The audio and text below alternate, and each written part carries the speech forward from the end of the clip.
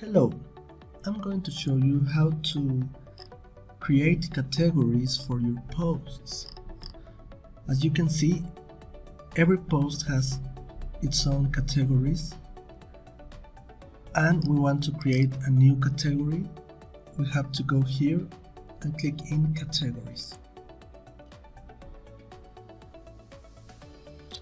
As you can see, it shows us all the categories that we have, and to create one, for example here, we can create home improvement, and we click in add new category.